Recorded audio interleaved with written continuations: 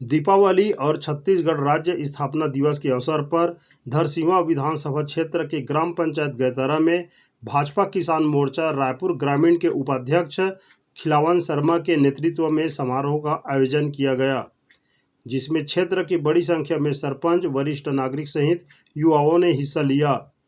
कार्यक्रम का शुभारंभ पंडित श्यामा प्रसाद मुखर्जी, पंडित दीनदयाल उपाध्याय और अटल बिहारी वाजपेयी के छायाचित्र पर माल्यार्पण कर की गई। इस दौरान कांग्रेस सरकार की असफल योजनाओं पर ग्रामीण एवं जनप्रतिनिधियों ने खुला मंच के जरिए बेबाकी से अपनी राय भी रखे। भाजपा सरकार जिता के कांग्रेस उखाड़ के फेंका। नरवा गरवा घुरुआ में बहुते पैसा फूकीस। अब हमार दादा भैया कि हम झुपे वोट दे तब खखार के हमारा मुंह फूकीस। एक ले मोर भैया हो, मोर दादा हो, मोर दाई हो, मैं ज्यादा नहीं कह सका, ककरो मन के नाम में मैं जानो नहीं। यही हमार गंगा, यही हमार जमुना और यही है चारों धाम। और जगका आए हो यहाँ तेला देवला की तरफ से राम राम परिवर्तन करके हमरा भाजपा सरकार बनाना है। ऐसा शासक नहीं चाहिए, ऐसा शासक नहीं चाहिए जो धर्म संस्कृति को छलता हो। ऐसा शासक नहीं चाहिए जो धर्म संस्कृति को छलता हो, जो हमारी ही खाकर हमारे छाती में मुंह गलता हो। ऐसी शासक की आवश्यकता नहीं है कि जैसे हमारे बीच की कोई आदमी ला विधायक की टिकट मिले, चाहे भाजपा हो चाहे कांग्रेस हो, सक्षम आदमी जैसे बबलू भाई है, मान ले मैं ये नाम नहीं रखा हूं, तो जैसे बबलू भाई है तो सब मिल के भी सपोर्ट करबो तो निश्चित रूप से ऊपर आवाज जाए। तो ऐसे टाइप से जिन भी है हमारे बीच के आदमी मतलब टिकट मिले, तभी हमारे छत्तीसगढ़ के जिन वास्तविक रूप से जिन अलग राज्य बनी से ओकर मायने सही रही। एक शासन देख के मैं सरपंच हूँ, त्रस्त हूँ, कुछ पंचायत में काम नहीं हुआ थे पहली बात। और ये शासन को शासन जो है काकरो गाँव ला काकरो नाम कर देवा थे बिना पंचायत के पूछे मोर गाँव मैं मोर पर। जबरदस्ती किसान मन घरों गोबर खाद ला दे करके हमन ला इतना दुखी कर दी के वो गोबर खाद डालने से हमारे खेत में भाई हम दूसरा लत नहीं कहा। फिर और डाले के बाद भयंकर वो कचरा हो गए, हम हलाकान हो गए है ना। लेकिन अभी किसान के लिए बहुत ज़्यादा घाटा में है। साथ ही सीपी न्यूज के स्टेट हेड चंद्र प्रकाश केयर ने कार्यक्रम में शामिल लोगों से प्रतिक्रिया भी लिए। नमस्कार, आप देख रहे हैं सीपी न्यूज़, मैं हूं चंद्र प्रकाश केयर। अभी हम आए हैं ग्राम गैतरा में। यहां पे हमारे साथ में उपस्थित है गांव के मुखिया है, गांव के सियान है, गांव के सरपंच लोग भी है। आइए हम उनसे चर्चा करते हैं। परम सद्य माननीय अटल बिहारी वाजपेयी जी जो हमारे छत्तीसगढ़ राज्य के स्थापक है वो, और इनके ही माध्यम से हमारे छत्तीसगढ़ राज्य का स्थापना हुआ है। छत्तीसगढ़ 2022 को हम एकदम चरम सीमा में देख रहे हैं। हमारा छत्तीसगढ़ पूरा बर्बाद हो चुके हैं, केवल शराब और शराब की माफिया के सिवा कुछ नहीं है। और इसको हम 2023 नवंबर में इनको बेदखल कर देंगे। ये हमारे कार्यकर्ता सभी लोग हैं, इन सबको पता है कि हमारे जो मुख्यमंत्री जो है भूपेश बघेल जी, ये केवल शराब के कोचिया के सिवाय बेरोजगार को कुछ नहीं बनाया। बेरोजगार तो आज बेरोजगारी हैं, केवल ये झूठा आश्वासन दिया है। आजकल कोई आज तक के कोई बेरोजगारी भत्ता 4 साल में नहीं दिया है, न पेंशनधारियों को 1000 रुपये का वादा किया उनको भी नहीं दिया गया है। और गौठान में केवल हमारे केंद्र सरकार के पैसा को बर्बाद किया है। आज पूरा रोड में आप जाके देख लो, पूरा चारों तरफ मवेशी घूम रहे हैं और बहुत संख्या में वहाँ पे एक्सीडेंट हो रहे हैं जिनके लिए कोई मुआवजा नहीं है राज्य सरकार के पास। इन्होंने तो गंगा जल धर के कसम खाया था कि हमने सबका आवास बनाएंगे। आज तक आप जाके देख लो, 4 साल बीत गए, पूरा धराशायी पड़ा है। आवास योजना पूरा डब पड़ा है।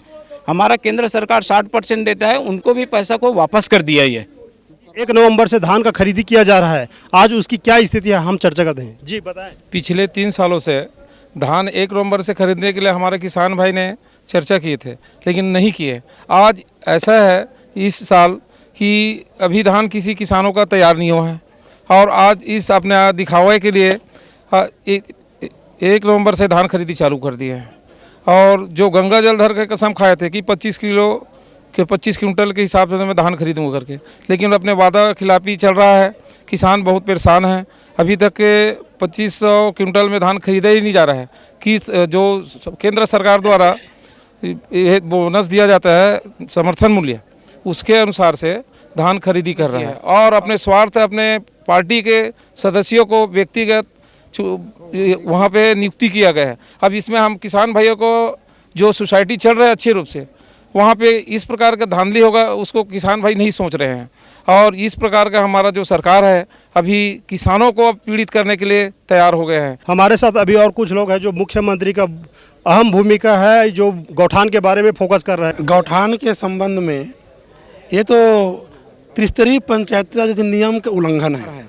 एक भूपेश बघेल जी की सरकार है, वो गांव में लड़ाने के लिए पंचायत प्रतिनिधियों को अलग करके ये जो अपना समिति में अध्यक्ष गठन किया है वो गलत है। प्रत्येक ग्राम पंचायत 40 लोगों के नाम दिए थे, उससे हट करके एक 40 व्यक्ति का नाम कैसे आ गया, वो भी कांग्रेसी फेवर का, कांग्रेसी विचार का। अब वहाँ पे हम लोग ग्राम पंचायत के प्रतिनिधि और समिति दोनों लड़ रहे हैं, इसलिए इस योजना भी सफल नहीं होगा। अभी हमारे साथ ग्राम के कुछ मुखिया भी है, आइए हम उनसे जानते हैं कि सरकार की उनकी योजनाएं को वो किस तरीके से गांव में लोगों को पहुंचाया जाता है। सरकार के द्वारा जो योजना चलाई जा रही है कहीं सरकार के पास पैसा नहीं है।